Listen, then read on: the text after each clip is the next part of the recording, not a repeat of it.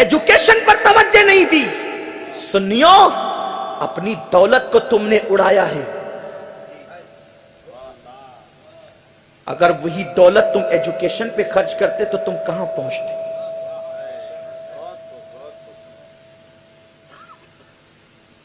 قوالی جائز ہے یا ناجائز ہے؟ اس سے مجھے کوئی اس وقت بحث نہیں ہے. ایک ایک قوال کو 50-50 ہزار روپیہ ایک نائٹ کا دیتے ہو، اور پھر اس قوال پر تم ہزاروں لاکھوں روپے اڑا دیتے ہو. کون سی قوم ایک رات میں قوال کو 50,000 روپیہ دے کے لاکھوں اڑا رہی؟ کون سی قوم جس کی قوم کی بیٹیاں برقع پہن کر کے سگنل پہ بھیک مانگ رہی ہیں؟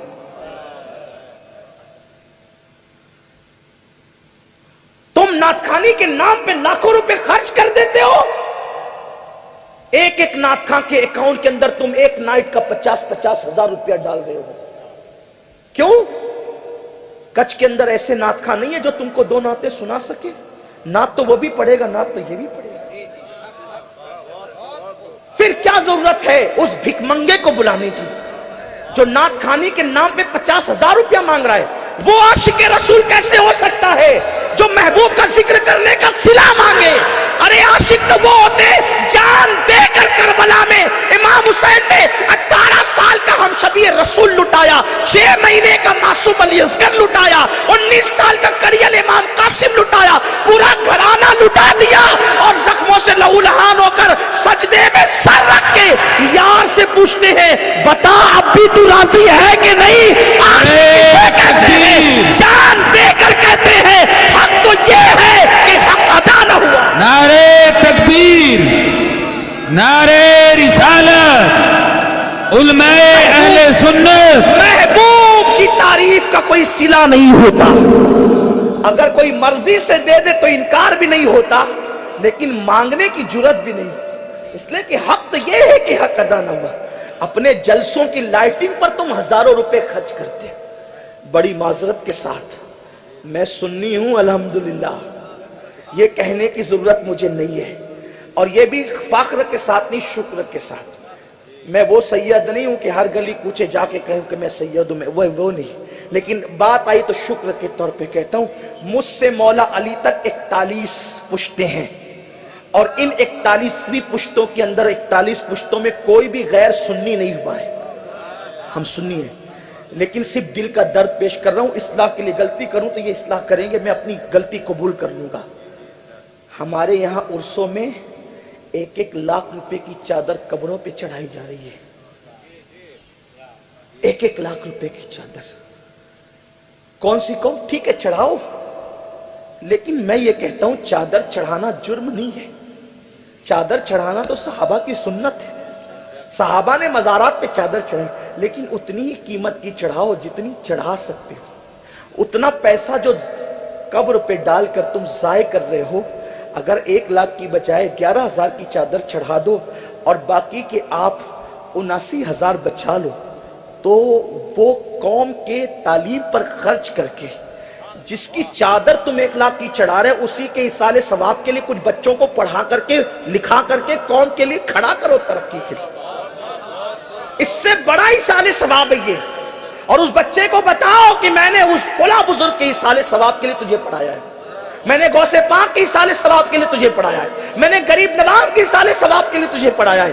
اور وہ بچے جب کھڑے ہوں گے تو انہی میں پھر کوئی قوم کا قائد بنے گا، انہی میں پھر کوئی قوم کو اٹھانے والا بنے گا. لیکن مجھے افسوس ہے، لوگ کہتے ہیں مسلمانوں کے پاس دولت نہیں. میں کہتا ہوں بہت ہے، لیکن جہاں خرچ کرنا چاہیے وہاں نہیں کر رہے.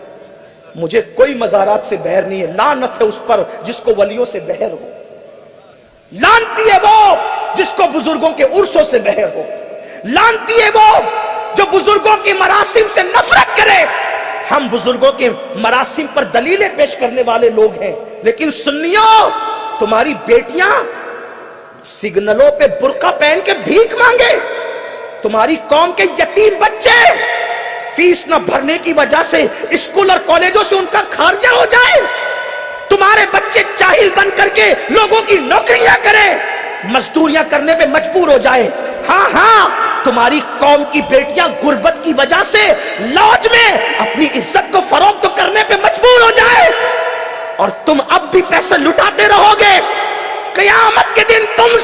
پوچھا جائے گا. اور وہ جو گدی پہ اترا کر کے بیٹھا ہوا ہے نا, جو تم کو منع نہیں کرتا, تمہیں لگام نہیں دیتا, تمہیں حق نہیں بتاتا, اس سے بھی پوچھا جائے گا. اس لیے کہ عوام کی ذمہ داری کم ہے, مقتدا کی ذمہ داری زیادہ ہے. یہ جہالت میں کر رہے ہیں تو تمہیں تو علم ہے, تم کیسے لٹانے دے رہے ہو؟ تم کیوں لگام نہیں دیتے؟ تم کیوں منع نہیں کرتے؟ حق کی طرف آؤ, سچائی کی طرف آؤ, صداقت کی طرف آؤ. بچاؤ والو, برا لگے تو پھر نہ بلانا, لیکن اگر حق کہہ رہا ہوں تو پھر اپنی دولت کو صحیح جگہ لگاؤ. اپنے جلسوں کی فضول خرچی بند کرو, اپنی شادیوں کی فضول خرچی بند کرو. جتنا تم منگنی پہ خرچ کرتے ہو اتنا کئی یتیم بچیوں کی شادی پہ خرچ ہو کر کے ان کے گھر بس سکتے ہیں. آپ جانتے ہیں, آپ کو پتا ہوگا یا نہیں, آج مسلمانوں کی غریب بیٹیاں جن کو رشتے نہیں آتے وہ اپنی آبرو لوجوں میں بیچنے پہ مجبور ہوگی. جن کے گھروں میں باپ کے پاس جہیز دینے کے لیے پیسے نہیں, وہ بیٹیاں سسکیاں لے رہی ہے اپنے گھروں میں. ہر آدمی مالدار بیوی ڈھونڈ رہا ہے, ہر آدمی مالدار تلاش کر رہا ہے. سوچو, غور کرو, قیامت کے دن صرف تمہاری نمازوں کے بارے میں نہیں, قیامت کے دن اس بارے میں بھی تم سے سوال ہوگا کہ پڑوس میں بچی سسکیاں لے رہی تھی, تم نے اس کے لیے کیا کیا؟ ہر سال حج کو جانے والے حاجی صاحب, تیرے پڑوس میں ایک بیٹی بھی تھی جو جہیز کی وجہ سے بیٹھی تھی, تو نے ایک حج کی رقم اس کی گود میں ڈال کر اس کو سہاگن کیوں نہیں بنا دیا؟ حج کو جانے والوں میں منع نہیں کرتا, جاؤ, خدا کرے ہر سال جاؤ, بار بار جاؤ, لیکن یہ بھی تو حج اکبر ہے, یہ بھی تو حج اکبر ہے. عبداللہ ابن مبارک نے بھوکے پڑوسی کو اپنی حج کی رقم اٹھا کر دے دی تو خواب میں دکھائے گئے کہ سب کا رد کیا, جو عبداللہ ابن مبارک نہیں آئے, ایک قریب کی دات و درسی کے لیے, ایک اس کی مدد کے لیے اللہ نے ان کے صدقے سب کا قبول کیا اور ان کو سارے حاجیوں کے برابر حج کا ثواب عطا فرمایا. لیکن تم ایسا نہیں کرو گے, مجھے پتا ہے, اس لیے کہ میں بول کر کے جاؤں گا تو پھر آپ کے سر پہ کوئی تھپکیاں دے کر کہے گا پاگل آدمی. بچہ ہے, بچپنے کے جذبات ہیں, ہم تو ہمیشہ سے یہ کرتے ہوئے آئے ہیں نا, اس لیے ہمیشہ کرنا چاہیے. نہیں میرے بھائیوں, ہماری ذمہ داری بہت بڑی ہے. اگر بیٹی کی شادی پہ 5 لاکھ روپے خرچ کرنے کی بجائے اجتماعی شادی میں اپنی بیٹی کی شادی کر دو, وہ بچا دو, قوم ترقی کرے گی. اور اللہ کے رسول قوم کو اٹھانے کے لیے آئے تھے, حضور قوم کو ترقی پہ لے جانے کے لیے آتے. آقا فرماتے جو صبح اس حالت میں کرے, جو صبح اس حالت میں کرے کہ میری امت کی ترقی کے لیے کوئی پلان نہ بنائے, فلیسا منا, وہ میرا ہے ہی نہیں, وہ میری سوسائٹی کا ممبر نہیں ہے. مومن تو وہ ہے جو صرف اپنے لیے نہیں جیتا بلکہ وہ تو قوم کے لیے جیتا ہے. وہ لوگ مردہ ہیں جو اپنے لیے جیتے ہیں, اور وہ جو قوم کے لیے مر جاتے ہیں وہ مرنے کے بعد بھی زندہ کر دیے جاتے ہیں. قوم کی فکر کرو, پڑھاؤ قوم کو, ایجوکیشن دو.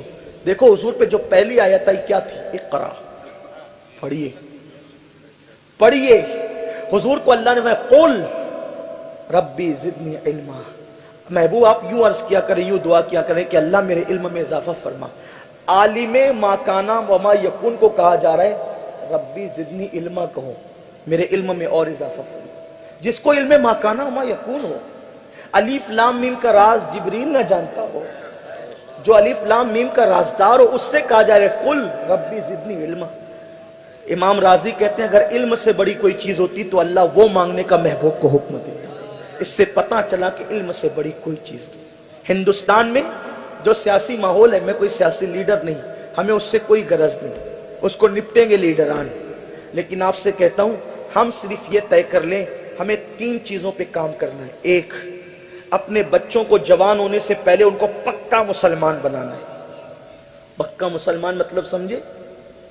پکا مسلمان یہ نہیں کہ غلامی رسول میں موت بھی قبول ہے اور فجر کی نماز غائب ہے, یہ نہیں. جلوس میں پٹی باندھ کے کہیں نبی کے نام پہ جان دے دیں گے اور رمضان شریف کے روزے رکھنے کے لیے فرصت نہیں, نہیں مولانا گٹکے کی اتنی عادت ہے کہ روزہ نہیں رکھ سکتا. یہ سب کھوکھلے دعوے والے نہیں. پکا مسلمان کا مطلب یہ کہ جس کا کردار دیکھ کر دنیا پکار اٹھے، جب غلام کا کردار یہ ہے تو سید الانبیاء کا کردار کیا ہو؟ وہ پکا مسلمان، ایک 3 چیزوں پہ محنت کرنا ہے، پکا مسلمان بناؤ۔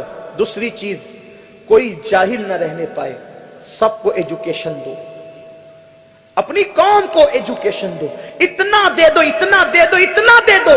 جو کہتے ہو نا کہ نوکری نہیں ملتی، مسلمان نوکری کے لیے علم حاصل نہیں کرتا، اپنے نبی کے فرمان پہ عمل کے لیے علم حاصل کرتا ہے۔ اور آپ جانتے ہیں دنیا جاہل تھی تب بغداد سے علم بٹ رہا تھا، یورپ کے طالب علم بغداد آتے تھے پڑھنے کے لیے، ہماری یونیورسٹیوں میں آتے تھے، اور جب یورپ کا کوئی آدمی بغداد سے پڑھ کر کے جاتا اپنے وطن تو وہاں اس کا مہینوں استقبال ہوتا کہ مسلمانوں کی یونیورسٹی سے پڑھ کر کے آئے۔ آپ کے پاس یونیورسٹی کہاں ہے؟ آپ کے پاس ہے یونیورسٹی مسلمانوں کی؟ آپ کے پاس دواخانے کہاں ہے؟ آپ کے بچے کافروں کے دواخانوں میں پیدا ہوتے ہیں اور کافروں کی یونیورسٹی میں پڑھتے ہیں؟ جو پیدا ہو کافروں کے دواخانے میں اور پڑھے کافروں کی یونیورسٹی میں، ڈاکٹر اور وکیل بننے کے بعد پھر وہ مسلمان رہے گا؟ ہم نے اپنی تجوریاں تو بھری ہے، ہم نے قوم کی ترقی کے لیے کیا کیا ہے؟ اور یاد رکھنا حضور کی سنت ہے۔ دل کا درد پیش کر رہا ہوں، ایک دکھڑا لے کر کے آیا ہوں، اللہ کرے کسی کے دل میں بات اتر۔ ہمارے پاس کوئی آتا ہے نا، حضرت بہت پریشان ہوں، تو میں کیا کرتا ہوں، اللہ آپ کی پریشانی دور کر دے۔ اتنا بھی کہہ دیا تو اس پہ احسان ہے۔ اب تو غریبوں کی حاجتیں سننے کے لیے ہمارے پاس ٹائم ہی کہاں۔ امام کو مالدار مقتدی چاہیے الا ماشاء اللہ، پیر کو مالدار مرید چاہیے الا ماشاء اللہ، سب کی بات نہیں کر رہا ہوں، ورنہ غریب مریدوں کی خیریت بھی پوچھنے کے لیے اپنے پاس ٹائم ہے۔ مقرر بھی 2 گھنٹہ چیکھے گا اور اس کے بعد جب دیکھے گا کہ مجمع غریبوں کا ہے تو کہے گا کہ طبیعت ٹھیک نہیں، بھائی مجھے مسافہ نہیں کرنا ہے، میں تو چلا۔ مسافہ بھی ہم نہیں کر سکتے، طبیعت ٹھیک نہیں۔ 2 گھنٹے سے جو چیخ رہا تھا اس کو مسافے کے لیے طبیعت خراب ہو گئی۔ چیخنا زیادہ محنت کا کام ہے یا مسافہ زیادہ محنت کا کام؟ بڑی معذرت کے ساتھ اللہ مجھے معاف کرے، لیکن ہاں ٹھیک ہے، اگر آپ کی فلائٹ چھوٹتی ہو، آپ کا کوئی دوسری حاجت و ضرورت ہو، ٹرین چھوٹتی ہو، جانا ہو تو الگ بات ہے، مسافہ کر لیا کرو۔ حضور فرماتے ہیں جب 2 مومن مسافہ کرتے ہیں تو ان کے جدا ہونے سے پہلے اللہ ان کی مغفرت کر دے۔ اور یہ جو مجمع میں بیٹھتے ہیں نا، حضور فرماتے ہیں جہاں 40 جمع ہو جاتے ہیں مومن، ان میں اللہ کا ولی ہوتا ہے۔ یار ہم تو خالی ہے، کوئی ولی بیٹھا ہوا ہے، اس کے ہاتھ سے اپنے ہاتھ مل جائے تو اپنی بھی نجات ہے، یہ سوچ کے بھی مسافہ کر لیا کر۔ ہر چٹائی پہ بیٹھنے والا جو ہے وہ ایرا غیرہ نہیں ہوتا، ان چٹائیوں پر بھی قلندر بیٹھتے ہیں، یہ ان کی عاجزی ہے، یہ ان کی عاجزی ہے، چٹائیوں پر بھی قلندر بیٹھتے ہیں، سمندر کی گہرائیوں ہی میں موتی ہوتے ہیں، اوپر تو جاگ ہوتا ہے۔ کم سے کم ہم یہ بھی تو کریں نا، ہمارے پاس ٹائم نہیں ہے، غم خواری کے لیے ٹائم نہیں، غم گساری کے لیے ٹائم نہیں۔ ہمیں اپنی سوچ بدلنی ہوگی، ماڈرن سوچ کی بجائے ہمیں نبوی فکر پیدا کرنی ہوگی۔ امین القادری کی دعا کیا قبول ہو سکتی ہے اور اس کی حیثیت کیا ہے؟ حضور کی دعا کیا شان والی تھی، حضور کی دعا اللہ نے کبھی رد نہیں کی، مگر حضور کی سنت یہ ہے کہ میرے نبی نے جب کوئی پریشان آیا دعا بھی کی اور دعا کے ساتھ کوشش بھی کی، یہ سنت ہے۔ اور فرمایا جو میرے امتی کی مصیبت دور کرنے چلا، ہر قدم پر اللہ اسے مسجد نبوی میں اعتکاف کرنے سے زیادہ ثواب عطا فرماتا۔ اگر اجازت ہو تو میں اپنی گفتگو کو وہاں رکھتے ہوئے ایک حدیث پڑھنا چاہتا ہوں، اگر آپ تھک نہ گئے ہو تو عرض کروں۔ ایک صحابی ہے حضرت جابر ابن عبداللہ انصاری، ان کا باغ ہے کھجوروں کا، حضور کے پاس آئے، حضور میں نے باغ کے پھل آنے کی امید پر ایک یہودی سے قرضہ لیا تھا، اور ہوا تیز چلی تو وہ سارے پھل ٹوٹ کر گر گئے، چند ہی بچے۔ اب وہ وقت آ گیا، قرض مانگنے والا کھڑا ہو گیا، حضور میں پریشان ہوں، کیا کروں؟ حضور نے فرمایا چل میں تیرے لیے چلتا ہوں۔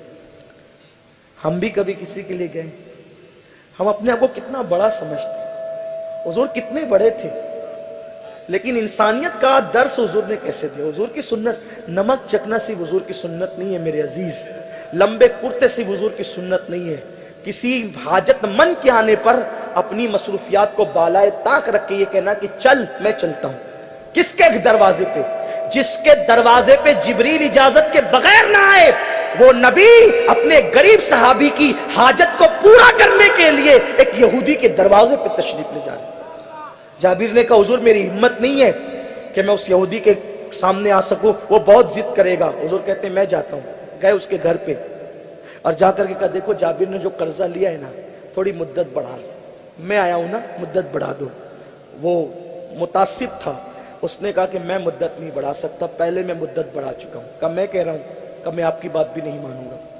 حضور واپس آئے حضرت جابر کے باغ میں، جابر وہ نہیں مان رہا ہے۔ عرض کی حضور جب وہ آپ سے نہیں مانتا مجھ سے کیسے مانے گا؟ سرکار فرماتے رک میں پھر جاتا ہوں۔ یہ انداز ہے سنت نبوی، یہ ہے۔ اور جب حضور لوگوں کے ساتھ ایسے پیش آتے ہوں گے، ہم جو کہتے ہیں نا صحابہ اپنی جان سے زیادہ محبت کرتے تھے، یہ ادائیں تھی تو محبت کرتے تھے، یہ ادائیں تھی تو محبت کرتے تھے۔ سرکار نے فرمایا میں پھر جاتا ہوں قربان، معراج میں جسے دولہا بنا کے بلایا جاتا ہے، وہ رسول ایک یہودی کے دروازے پر جا رہے اس کو منانے کے لیے، صرف اپنے صحابی کی مصیبت دور کرنے کے لیے۔ ہم نے کبھی یہ کیا؟ پہلی بات تو ہمیں پتہ ہی نہیں ہے کہ یہ بھی سنت ہے، اس لیے کہ ہم تو لایانی باتوں میں وقت ختم کر دیتے ہیں نا۔ سیرت نبوی ہم نے کب بیان کی، کہاں سنی، کیا پڑھی؟ ہم نے سب کی زندگیاں پیش کی اور سنی، نبی کی زندگی کے سوا، اور حضور کی زندگی سے حسین کسی کی زندگی ہو نہیں سکتی۔ اللہ کے حبیب پھر گئے کہ ایک موقع دے دو، اگر جابر نہیں قرضہ ادا کرے گا تو میں ذمہ داری لیتا ہوں، مجھ سے مانگنا مقررہ تاریخ پہ میں ادا کروں گا۔ اس نے کہا میں نے کہہ دیا نا کہ میں ٹائم نہیں دے سکتا تو نہیں دوں گا۔ حضور پھر تشریف لائے، گھر نہیں گئے باغ میں، جابر وہ نہیں مان رہا ہے۔ حضرت جابر کو حضور نے ہمت دی، کوئی بات نہیں اللہ انتظام کر دے گا۔ سرکار اب چھوڑ کر جاتے تو حضرت جابر بے چین ہوتے، تو حضور نے کیا کیا، جابر میں تھوڑی دیر آرام کرنا چاہتا ہوں۔ حضور علیہ السلام نے وضو کیا، وضو کرنے کے بعد 2 رکعت نماز پڑھی، اور نماز پڑھنے کے بعد ایک چبوترا تھا باغ میں وہیں لیٹ گئے۔ حضرت جابر کہتے ہیں حضور کے پیر اقدس پر دھوپ آنے لگی، کیونکہ درخت کا سایہ جہاں تک تھا اس سے آگے پیر نکل گئے، تو میں نے دیکھا درخت کی ٹہنیوں نے آگے بڑھ کر حضور کے پیر پر بھی سایہ کر دیا، پورا جسم سایہ میں تھا۔ حضور تھوڑی دیر سوئے، سو کر کے اٹھے، اٹھنے کے بعد کہا جابر کیا معاملہ ہے؟ عرض کی حضور میں تو پریشان ہوں، کیا کروں؟ فرمایا کہ کھجوریں پک چکی ہوئی نا، پکنے کا سیزن تو آ گیا۔ حضور پکنے کا سیزن تو ہے، لیکن ہوا جو تیز چلی تھی تو اس سے سارا میرا نقصان ہو گیا، کچھ کھجوریں بچی ہیں۔ فرمایا چل جتنی بچی ہم توڑیں گے، ہم اس کو توڑ لیتے ہیں، اس کو دے دیتے ہیں۔ عرض کی حضور اتنی ہے ہی نہیں، اگر توڑ بھی لیں تو ہم اس کو دیں گے کہاں؟ سرکار فرماتے ہیں میں توڑوں گا، تو چل۔ سلمان فارسی کا کبھی باغ لگاتے ہیں، کبھی جابر کے باغ کی کھجوریں توڑتے ہیں۔ فرمایا ٹوکری لے کر پیچھے چلو میں توڑتا ہوں۔ جابر کہتے ہیں میں نے سوچا اب کوئی معجزہ پھر نظروں سے دکھنے کو ملے گا، اس لیے کہ آمنہ کے لال کی رحمت جب جوش پر آ گئی ہے تو اب محرومی تو نہیں ہوگی۔ میں ٹوکری لے کے پیچھے چلتا رہا، حضور ہاتھ بڑھا کر کے کھجوریں توڑتے رہے اور ٹوکری میں ڈالتے رہے، توڑتے رہے، ٹوکری میں ڈالتے رہے، ٹوکری بھر گئی۔ اس کی موجو، میں نے کہا حضور اتنی نہیں ہے، کہا میں کہتا ہوں موج، کہتے ہیں اللہ کی عزت کی قسم جتنی اس یہودی کو دینی تھی اس سے زیادہ وہ کھجوریں آ گئی۔ حضور نے یہ کیا ہے، اللہ کے حبیب نے یہ کیا، ہم نہیں کر پا رہے، ہمیں کرنا ہوگا۔ ایک دوسرے کا دکھ سمجھنا ہوگا، درد سمجھنا ہوگا، ایک دوسرے کی مدد کرنی ہوگی، ٹائم نکالنا ہوگا اس کے لیے۔ تو بات اختتام کو اب لے جاتے ہوئے عرض کروں، ابو طالب کہتے ہیں خدیجہ میرا بھتیجا مزدوری نہیں کرتا اور مزدوری کو پسند بھی نہیں کرتا۔ خدیجہ نے کہا لیکن آپ انہیں منائیں۔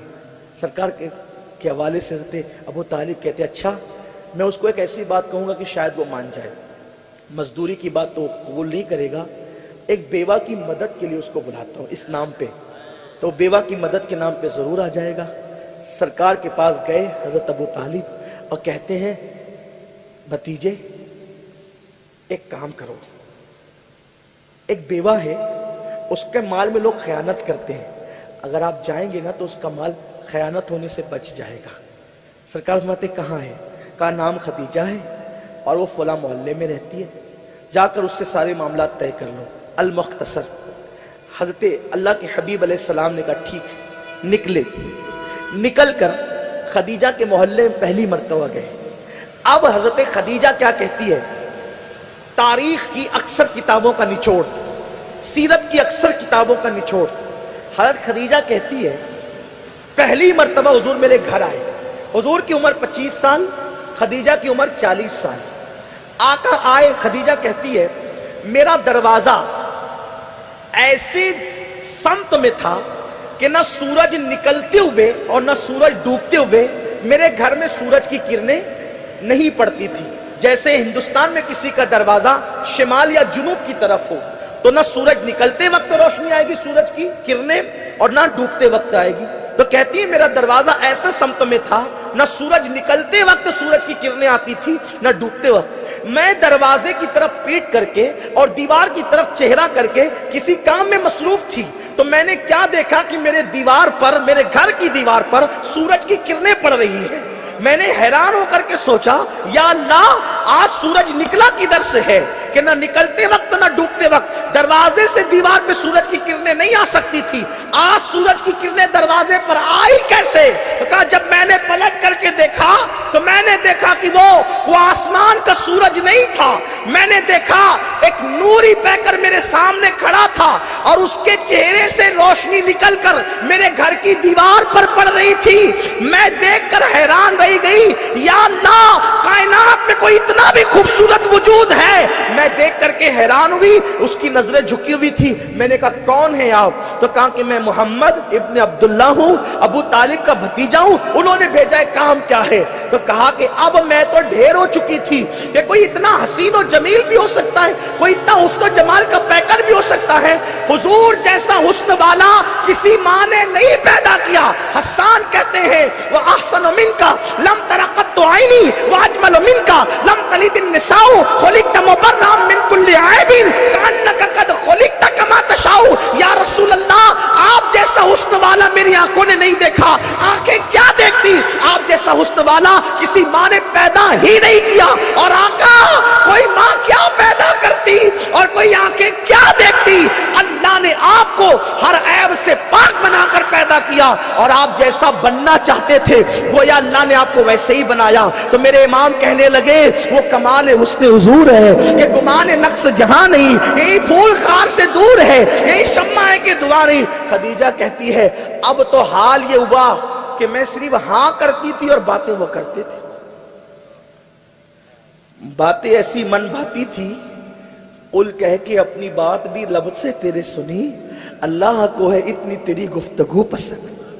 خدا جس کی گفتگو اتنی پسند کرتا ہو۔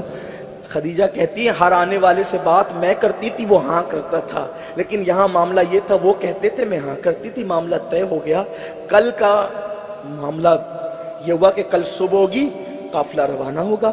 میں نے اپنے غلام میسرہ کو بلایا، او میسرہ ادھر آ، میں آج ایک ایسے تاجر کو بھیج رہی ہوں، کل تک جو تو جاتا تھا تو کہتا، میں نے کہا تھا، میں نے یہ بات کہی تھی کہ تم جو تجارت کا مال ہے اس پر دھیان دینا، اور اب میں تمہیں یہ کہتی ہوں کہ تجارت کے مال پہ دھیان نہیں دینا بلکہ تاجر پہ دھیان دینا۔ اٹھتا کیسے ہے، بیٹھتا کیسے ہے، چلتا کیسے ہے، باتیں کیسے کرتا ہے، اور جب تو واپس آئے گا تو واپس آ کر کے اس میں جو جو عیب تو نے دیکھے وہ عیب تو نے بیان کرنا، وہ عیب تو نے مجھے بتانا کہ اس میں عیب کتنے ہیں۔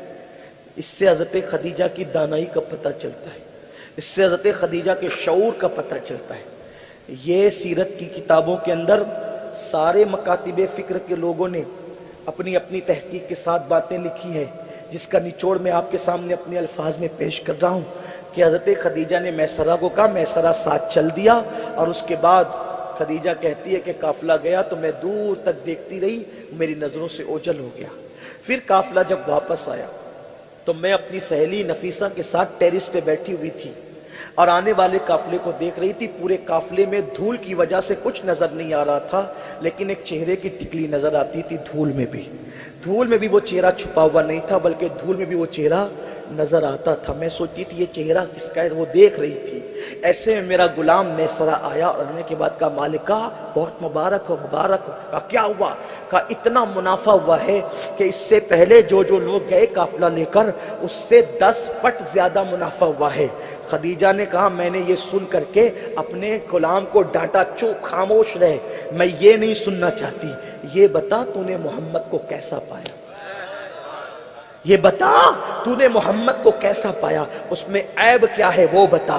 تو میسرہ نے کہنا شروع کیا. اب میسرہ کی بات سنو. میسرہ بھی مسلمان نہیں ہوا، حضور نے ابھی نبوت کا اعلان نہیں کیا. جب خدیجہ نے کہا تو نے اٹھنے بیٹھنے سونے جاگنے کھانے پینے میں کیا عیب دیکھے وہ بتا وہ بتا، تو اس وقت میسرہ نے کہا کہ اس کے پورے سفر کے اندر کپڑے کبھی میلے نہیں ہوئے، گرد و غبار میں بھی اس کے کپڑے میلے نہیں ہوئے. کہا عیب بتا اس کے، کہا اس کے بدن پہ کبھی مکھی نہیں بیٹھی. کہا اس کا عیب بتا، کہا اس نے کبھی پورے سفر میں جھوٹ نہیں بولا. کہا اس کا عیب بتا، کہا اس کے پسینے سے بھی خوشبو آتی تھی.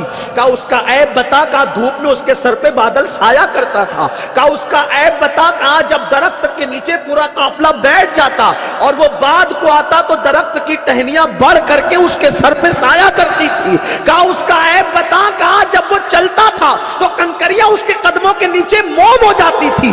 کہا اس کا عیب بتا عیب، تو کہا کہ بکریاں اس کو سجدہ کرتی تھی. کہا اس کا عیب بتا، کہا وہ سوکھے جنگل سے گزرتا تھا تو گھاس ہری ہو جاتی تھی. کہا اس کا عیب بتا عیب، تو کہنے لگا میسرہ کہ سوکھے درخت اس کے قدموں کی برکت سے ہرے ہو جاتے تھے. کہا اس کا عیب بتا، کہا درخت اس کے جھک کے سلام کرتے تھے.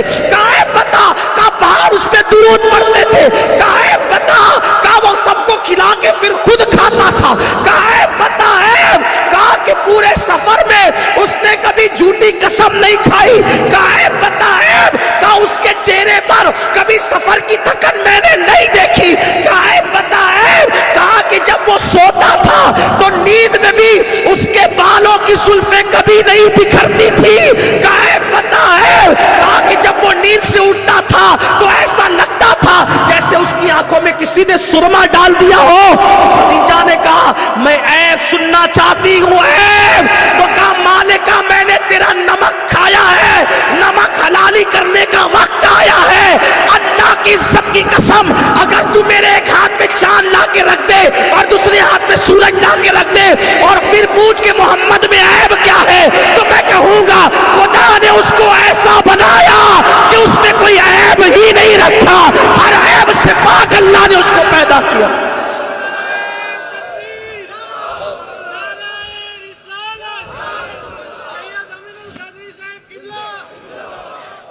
تب خدیجہ نے مسکرا کے نفیسہ سے کہا نفیسہ یہ وہی تو ہے جو میرے خواب کی تعبیر آ رہی ہے، میرے خواب کی تعبیر آ رہی ہے. نفیسہ کہا کیا مطلب؟ کہا کہ میں نے جو خواب دیکھا تھا ورقہ نے کہا تھا آخری نبی کی بیوی آخری نبی آ رہا ہے، آخری نبی آ رہا ہے، مکے میں اس جیسا کوئی نہیں ہے. نفیسہ جب یہ آئے گا نا اس سے بات کرنا، کیا یہ میرے ساتھ نکاح کریں گے؟ نفیسہ نے کہا یہ رشتے میرے بھتیجے بھی لگتے ہیں، میری بات ضرور مانیں گے. قربان جب نفیسہ نے کہا نا اے میرے بھتیجے محمد شادی کیوں نہیں کرتے، حضور نے فرمایا بظاہر ابھی میری مستقل کوئی آمدنی نہیں ہے، بظاہر ابھی میرے پاس کوئی گھر نہیں ہے، اس لیے میں شادی نہیں کرتا. کہا اگر میں انتظام کر دوں تو؟ کہا لیکن کس کے ساتھ؟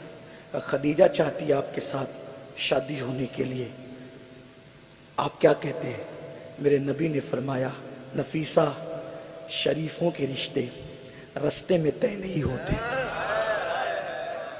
میرے گھر کے ذمہ داران موجود ہیں، اگر شادی کی بات کرنا ہے تو جا کر میرے چچا سے بات کریں، ان کا جو فیصلہ ہوگا وہی میرا فیصلہ ہوگا. سید الانبیاء نے قانون دیا. پھر بات آئی حضرت نفیسہ حضرت ابو طالب کے پاس گئی. حضرت ابو طالب نے بہت خوشی سے کہا کہ ہاں ٹھیک ہے ہم اس کو منظور کرتے ہیں. پھر کیا ہوا؟ اب حضرت ابو طالب نے حضور سے کہا کہ آپ کی شادی ہے، تیاری کریں. اس وقت بھی صدیق اکبر حضور کے دوست تھے، ابھی نبوت کا اعلان نہیں ہوا تھا. صدیق اکبر بھی حضور کے دوست تھے. حضور علیہ السلام کے جتنے چچا تھے، حضرت اللہ کے حبیب علیہ السلام کے 10 چچا تھے.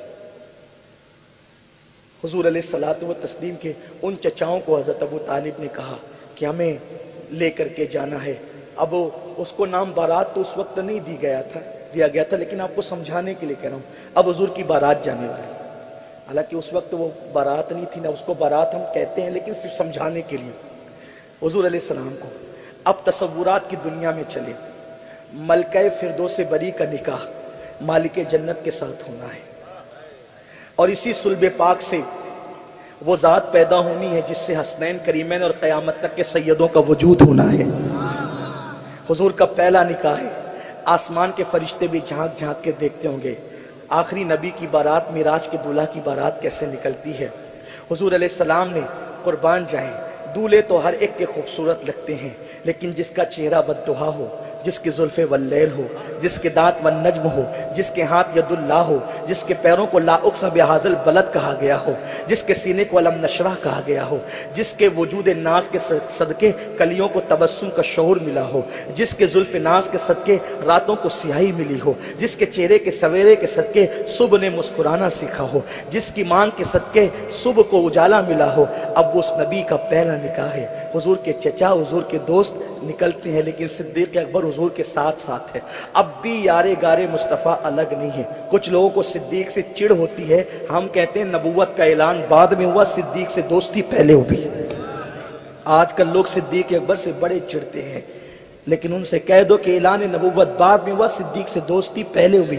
اور جو پہلے صدیق اکبر نے کلمہ پڑھا اسی لیے پڑھا کہ دوستی میں دیکھ چکے تھے. جو بندوں کے معاملے میں جھوٹ نہیں بولتا وہ خدا کے معاملے میں جھوٹ کیسے بول سکتا ہے. تو یہ بات تھی. اللہ اکبر. اب چلے گویا کہ فرشتوں کو حکم دیا جا رہا ہے, گلیوں کو سجاؤ ایسے جیسے جنا سجائی جاتی ہے, اور پھر اس کے بعد تیار کرو.